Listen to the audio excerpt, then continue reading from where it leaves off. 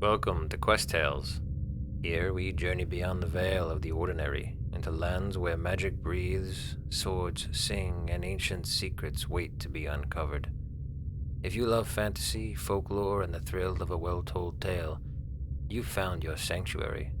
So sit back, relax, and let the world outside fade away. The Lantern and the Lich.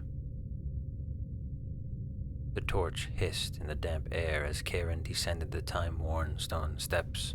Moss clung to the walls like old secrets, and somewhere in the deep, water dripped with the patience of centuries.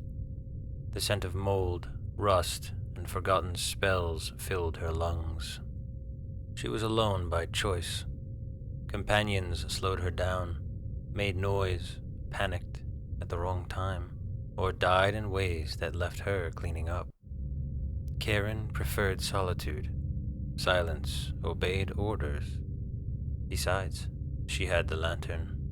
It didn't look like much, a squat brass thing, blackened with age. The glass fogged from within, but it never went out. Not in the wind, not underwater, not even in places where fire had no right to burn.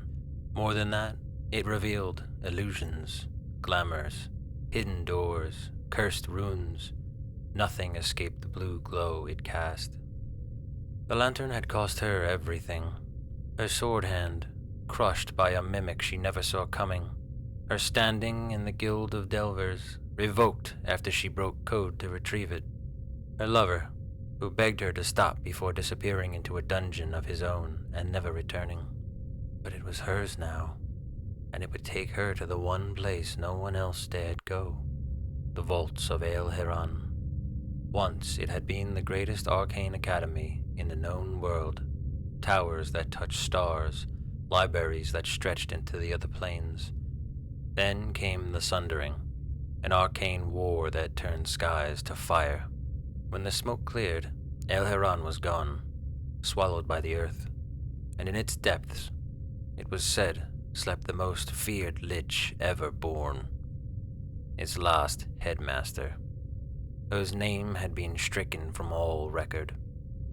The vault beneath her crypt was said to contain magic enough to reshape the world. Carrin didn't care about reshaping the world. She wanted revenge. The first gate was now before her.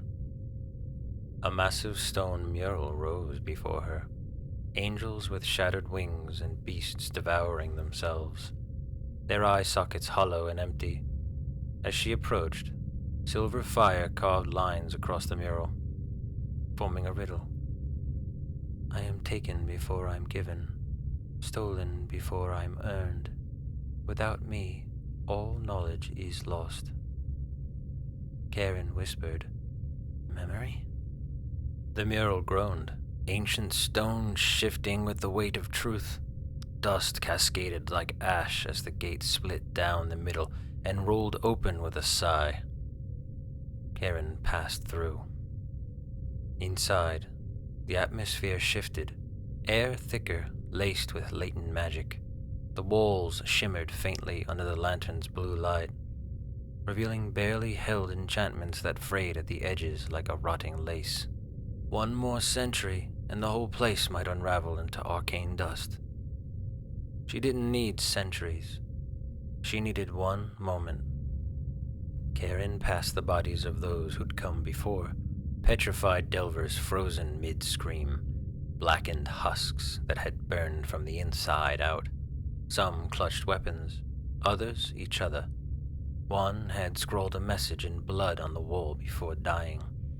She knows your name. Carrin didn't flinch.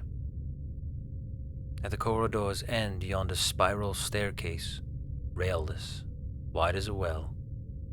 Its stones were wet, echoing with the drip of unseen water, and something else, a whispering right at the edge of hearing. She began to descend. Each step murmured into her bones. You don't belong here. Turn back. There is still time. She forgave you. That last one made her jaw clench. she pressed on. At the bottom waited a hole not carved, but composed of bone. Spines formed columns, rib cages arced into ceilings, skulls looked down like silent sentries. A throne sat at the far end, forged from rusted swords, shattered books, and bound scrolls whose ink still wept. Upon it sat the Lich. She was draped in tattered robes of deep blue velvet, threaded with silver runes. Her face was a porcelain mask, smooth and unbroken, with cracks forming at the edges. Her eyes, visible through the mask, were suns caught in eclipse, burning, ancient, unblinking. "You bring the lantern," she said, a voice dry, leaves stirred by wind. "Do you know what it cost to make?" Carrin stepped forward, lantern raised. "I know what it'll cost you." The Lich laughed. It was not mirthful. It was a breaking sound, brittle and bitter. "You think it shows truth. You think it reveals my weakness." She leaned forward. "It shows only what you bring with you." Swiftly, Carrin twisted the base of the lantern.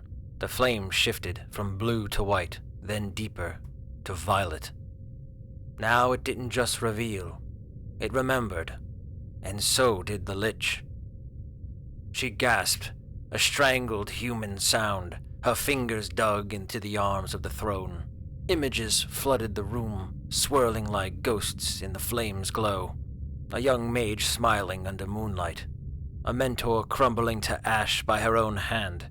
Her child, Carrin, fleeing a burning tower, clutching a stolen spellbook. The mask cracked. Carrin stepped closer, voice steady. "Hello, Mother." The Lich trembled. "I never wanted you to see me like this," she whispered. "I only wanted to survive the war, to keep something alive." "You kept yourself," Carrin said, voice low, "and you left everything else to rot." A heartbeat passed, then another. The Lich looked down. At her feet sat her phylactery, a crystalline orb pulsing like a heartbeat wrapped in flame. It was exposed now, visible under the lantern's truth. The Lich did not resist. Carrin drew a dagger of cold forged iron. With 2 clean strokes, she shattered the orb. The Lich didn't scream in pain. She exhaled in relief. Instantly, her body collapsed to dust, leaving an empty throne. Carrin stood alone in the cathedral of bone. The lantern's light dimmed to a soft, steady blue, uncertain. Around her, ancient relics lined shelves, staves, grimoires, amulets humming with silent power. The secrets of the vault lay bare. She took nothing. Some delvers seek gold, others power. She had come for closure, and she got it. As she climbed back towards the light, the dungeon behind her crumbled, not with fury, but with peace.